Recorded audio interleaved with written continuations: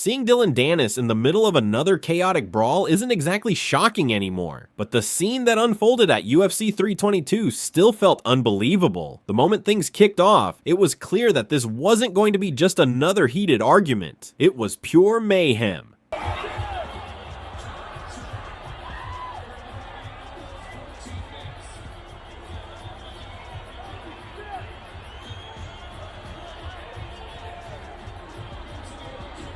What began as a loud shouting match exploded into complete chaos within seconds. The crowd erupted, security scrambled, and the entire arena flashed back to the madness of UFC 229. Every time security managed to break up one group, another fight started nearby, as if the whole section had lost control. Danis wasn't just exchanging words, he was throwing punches with multiple Dagestani fighters, including Abubakar Nurmagomedov, and even commentator John Anik, who tried to step in when things escalated. Before anyone could blink, the crowd section turned into a storm of people pushing, yelling, and swinging, and right in the middle of it stood Danis, barefoot, holding his shoes, looking like he'd just stumbled out of a bad comedy scene.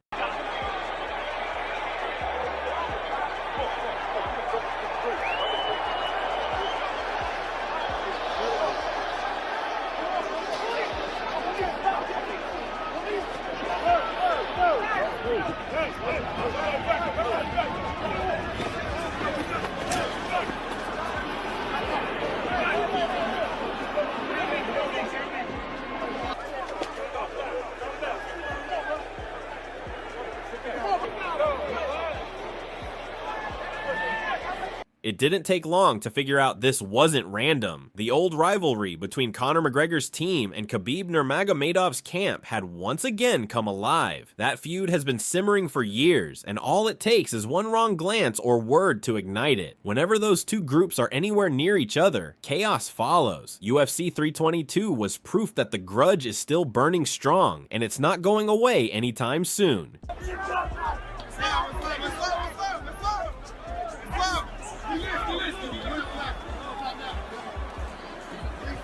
Once things finally cooled down and people were escorted away, all eyes turned backstage. During his post-fight press conference, Dana White explained what happened. He said security had warned him earlier that Danis was inside the arena, but sitting somewhere he wasn't supposed to. They asked if they should remove him, but because he had a valid ticket, Dana told them to just keep watch.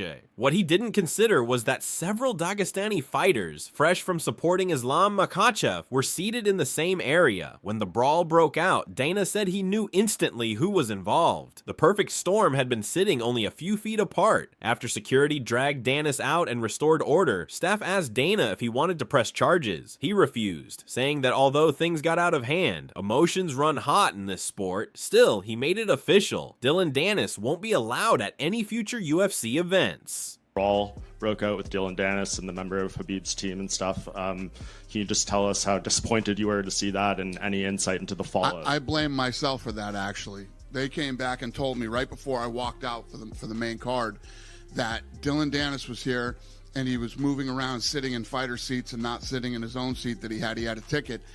And they said, do you want us to throw him out of here? And I said, he has a ticket? And I said, yeah. And you know, they told me, they said, Masvidal said he's going to fuck him up on sight. And I said, well, where's Masvidal sitting? He said, well, he's 6 or 7 rows away from Masvidal. I said, well, if the guy has a ticket, let him sit in his seat and let him do what he's doing and keep an eye on him. It never even crossed my mind, as stupid as this could be, that the entire Muslim Brotherhood was here tonight in the first 5 rows for Islam. And as soon as it broke out, I was over on the other side and I go, fuck. I know exactly what that is. I knew it. And, yeah, you will never see Dillon Danis at a UFC fight ever again. While all that was happening in the stands, the fights inside the octagon delivered just as much drama. After the main event, Ilia Topuria stirred up controversy with his blunt opinions. As most fans praised Islam Makhachev's dominant win, Topuria took a very different stance. He criticized Jack Della Maddalena for coming in unprepared to handle a top-level wrestler like Islam, saying he needed a full camp just to focus on grappling. Then he went after Makhachev himself, claiming that despite his technical brilliance, he lacks that raw emotional fire that separates good champions from legendary ones. Topuria, I don't know if you saw his tweet. He said you're like the most boring fighter in the UFC or something like that. I know you said to ask you about him after the fight at Media Day. Can you give us your full thoughts on a fight with him now? No injury, nothing. I don't feel any pains. I'm ready. Who is gonna be next? Let's do this, and I will make it easy. And today I show you, Jake's one of the best in this game. You know, one of the hardest opponent. That's why I prepare so hard to make this easy. And this is our plan. And I did exactly. He defends. I try to do some chokes, try to make Kimura, but he defends very well. But I make this easy because I training so hard.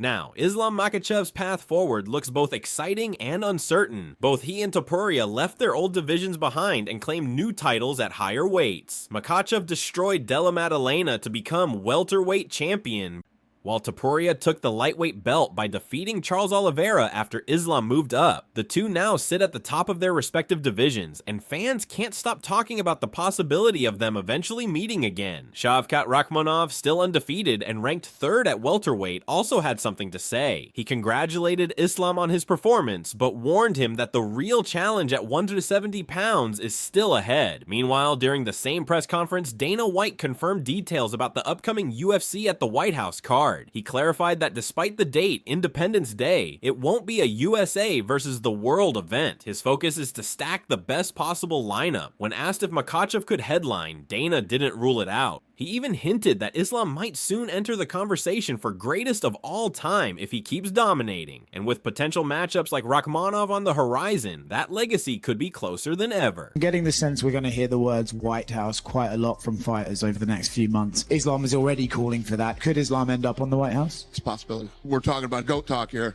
depending on what he does in his next couple of fights. Does it have to be America versus the world themed and stuff like that? Would you be happy putting a non-American main event That's up? not America versus the world. What's the best card we can... The women's co-main event gave fans another showcase of Valentina Shevchenko's elite skill. From the moment she faced Weili Zhang, her size and experience were obvious advantages. Zhang landed some early shots, but Shevchenko dropped her quickly, controlled her on the mat, and scored her 60th career takedown. A huge milestone that shows just how long she's been at the top. As the rounds continued, Zhang kept pushing back, trying to use her speed and striking to stay in it. But Shevchenko's control on the ground and relentless pressure made the difference. Even when she wasn't landing big damage, her dominance in position and pacing kept her ahead. By round 4, she loosened up, started mixing her striking, and reminded everyone why she's still one of the most complete fighters in the sport. Earlier in the night, welterweight prospect Michael Morales made a massive statement by finishing Sean Brady in the first round. Ranked 8th going in, Morales showed world-class composure, tagging Brady with sharp punches before pouring on the pressure for a clean TKO.